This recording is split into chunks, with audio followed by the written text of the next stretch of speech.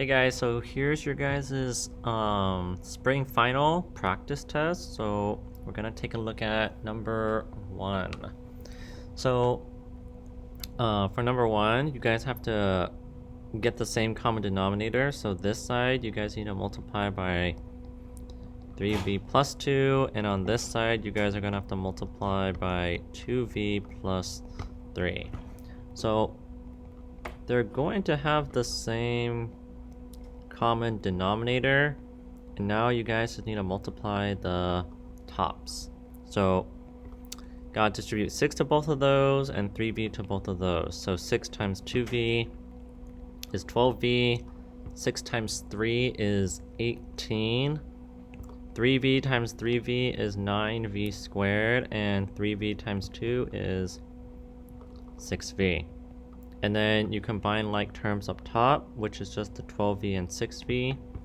So put them in descending order from highest degree to lowest. So 9v squared plus 18v plus 18 all over 2v plus 3 and 3v plus 2. So the only thing you could do from here potentially is factor out the top, just in case anything might factor with the bottom. But as you guys can see, there is nothing you can cancel with the bottom because this is not factorable. There is no two numbers that multiply to 2 that add up to 2.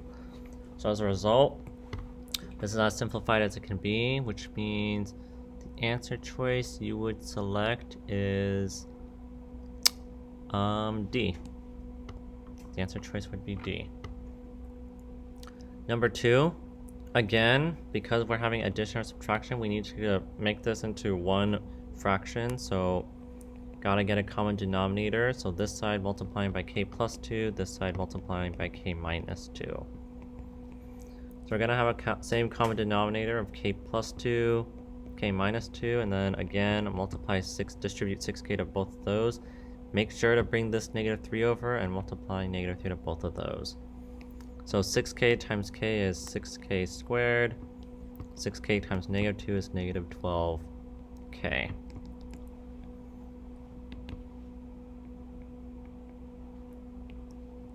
And then over here, negative 3 times k is negative 3k, and negative 3 times 2 is negative 6. Combine like terms up here, which is those, so 6k squared minus 15k minus 6. All over k plus 2 times k minus 2. So we can factor out a 3 from the top to get 2k squared minus 5k minus 2. The only problem is there is no two numbers. If you guys did your x method, negative 4 and negative 5, there's no two numbers that multiply to negative 4 that add up to give you negative 5. So as a result, this is as simplified as it could be, which means we would select D. Number 3. Okay, this is division. So we need to change division to multiplication. So we gotta do KCF, keep, change, flip. So we're gonna keep that whole left-hand side, and we're gonna change division to multiplication and take the reciprocal of the right-hand side. And then from here, we factor each piece. So top left, it's going to be k plus 3 times k plus 3. Bottom left, you can factor out a 10. Top right, you guys can factor out a 10. And bottom right, you guys, positive 9 and negative 3 multiplies to give you 27, but when added gives you positive 6. And then from here, you guys cancel top and bottom, cancel, the 10s cancel, and k plus 9s cancel. So the only thing that's left is k plus 3 up top and k minus 3 on the bottom, which is A. Number 4 is this multiplication, so no need to flip, that's only reserved for division, and now we factor everything. This is x minus 9 times x plus 8, x minus 9 and x plus 1. Factor out a 10 to get x minus 3.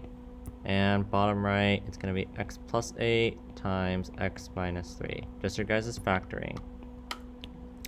Cancel everything that you can from top and bottom. And you're going to realize the only thing up top is a 10, and on the bottom it's x plus 1 for b. Okay, now we're at solving rational equations. So the first step is you guys must factor everything in the denominator.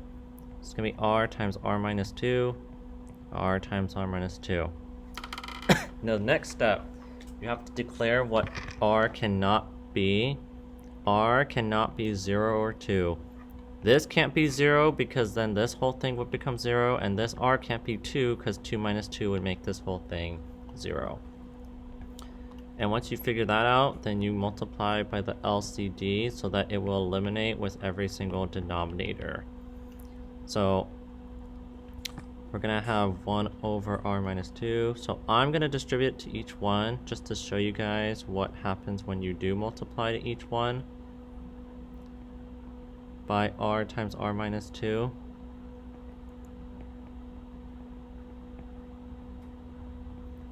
So you'll notice that when you guys focus on this, the r minus 2's cancel, so you're just left with r. R times r minus 2 and that one cancel, so you're just left with the r squared minus 5r plus 4. And these cancel, so then all you're left with is 1. And because we have a quadratic function, that means we need to set this whole equation equals to 0. R squared, r minus 5r is negative 4r plus 4 equals 1. And then set the whole equation equals to 0, because once you guys do that, then you can factor this and solve for your zeros. So the factors are r minus 3 times r minus 1, so that means r equals 3 and r equals 1. Are these numbers safe? Yes, because the only numbers it can't be is 0 and 2. Which means we would answer with A. Number 6, same thing. First step, factor anything in the denominator. So we can factor out an m from both. Declare what m cannot be, and m cannot be 0 or 2. So then, now that we know that, we should multiply by the LCD. It's the thing that's going to eliminate every single denominator. So again, you don't need to show this step, but I'm just showing you guys for visual learners that if you multiply m times m minus 2 to each one, it's going to cancel out with a lot. So see, we distribute this to each one. M times m minus 2 cancel, so all that's left is 2. Nothing cancels from here, so all that's left is m times m minus 2. And over here, these all cancel, so all that's left is 1. So we should distribute this to both, and you guys have m squared minus 2m equals 1. Let's rearrange this so that the degrees of the variables is going in descending order. And again, because we have a degree of 2, we need to set the whole equation equals to 0. So subtract 1 to both sides. M squared minus 2m plus 1 equals 0. Factor m minus 1 times n minus 1. So the only answer we have is m is equals to 1. And is this number safe? Yes, because it doesn't interfere with those. So the only answer would be D for 1. Okay. Alright, so now we're here. So with horizontal asymptotes, there are 3 cases, and they all have to do with the degrees. So if so for case number 1, if the numerator's degree is greater than denominator's degree, then the horizontal asymptote is none. If the numerator's degree is equals to denominator's degree, then it's the top coefficient divided by the bottom coefficient. And if the numerator has a smaller degree than denominator, then the horizontal asymptote is 0. So For number 7, highest degree is 3, bottom degree is 3. So the numerator and denominator degree is the same, which means you guys just look at these coefficients. And it's 1 over 1, right? So horizontal asymptote is 1 over 1, which is just 1, which is B. But again, you need to memorize this so that you guys know your cases. For number 8, highest degree up top is 3, the denominator is 2. The numerator has a bigger degree than denominator, which means it's case 1, so you're going to have no horizontal asymptote. So it's going to be C. Okay, so for this, so you need to factor everything, and once you guys factor everything, then a hole occurs is if you can cancel. If you can cancel, then you set what you canceled equals to 0 and solve for x. So holes only occur if you can cancel and then solve for x from there. So for this one, first you guys need to factor this. So first you can factor this by difference of squares. X plus 4 times x minus 4.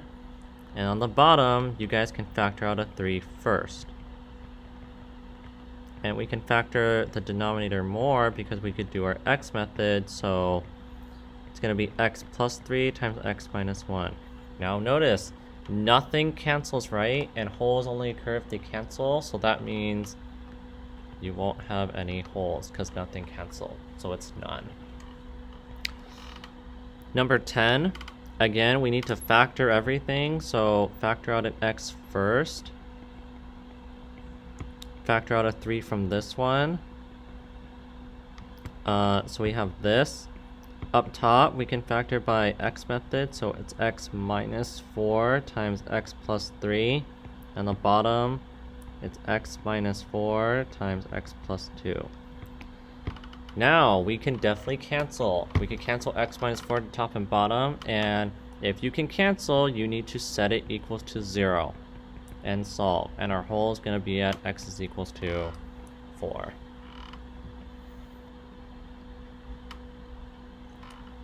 Okay.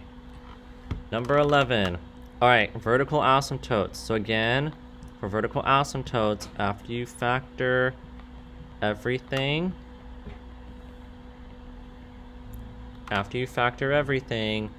then for vertical asymptote, you set the denominator equals to 0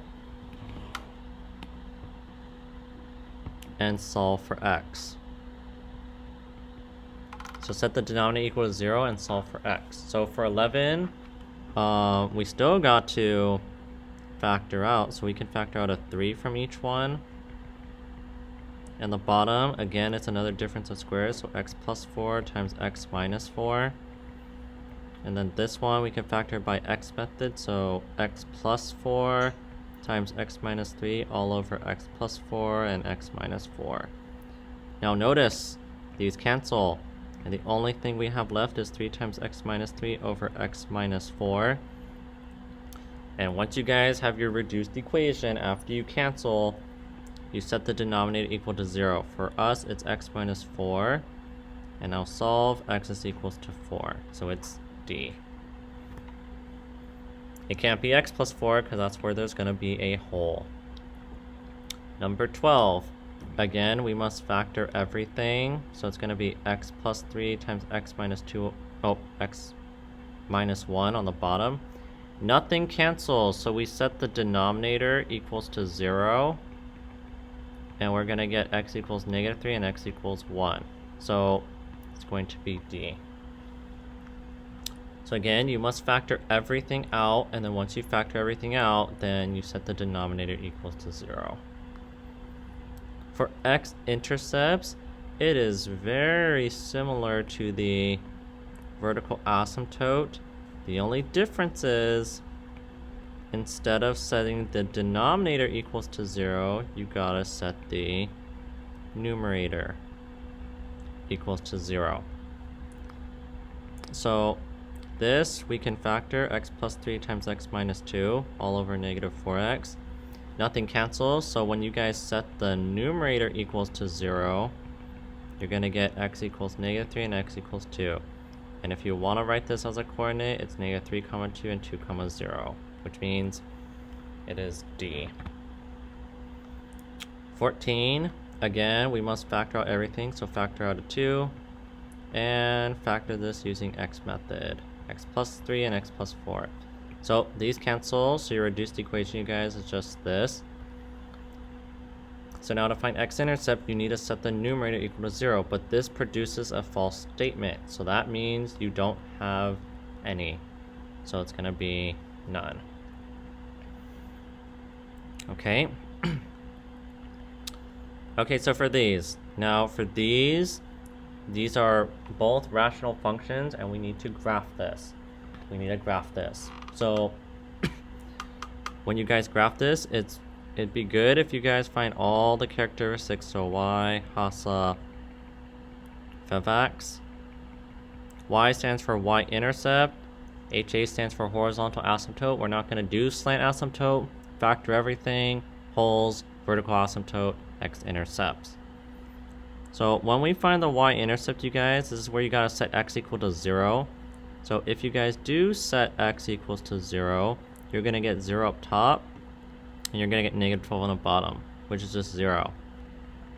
So we know the graph is supposed to intersect at 0, 0. So you can automatically eliminate A because it doesn't cross at 0, 0. B is fine. C is not fine. That doesn't cross at the 0, 0 either. So we're just between B and D. So it'd be nice if we continue on to see if we could get any more information. For horizontal asymptote, again, it goes back to these three cases again, which I will get this down. So when we find horizontal asymptote, it is this, right? So we should look at the degrees. Degree up top is 3, degree on the bottom 2. The numerator is greater than denominator, which means you will have no horizontal asymptote. So between B and D, is there any? Well, yeah, look. This D has a horizontal asymptote. So it can't be that one, so it's probably going to be B. And again, you could find the other characteristics by process of elimination. We use the knowledge of y-intercept and horizontal to figure out that it is B. 16. Let's find y-intercept first, right? So if we plug in 0 into this, we're going to have 0 over 0. This makes it undefined. You cannot have a denominator of 0 on the bottom. So this is undefined. So it's basically none.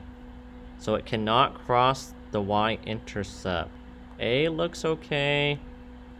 Okay, this one's bad because look, it crossed the y-axis, which means it will have a y-intercept. This one's bad because this one also will have a y-intercept. So it's between D and A. So let's progress forward. Horizontal asymptote, degree is 1, the bottom is 3. So horizontal asymptote is numerator is less than denominator, which means horizontal asymptote is 0.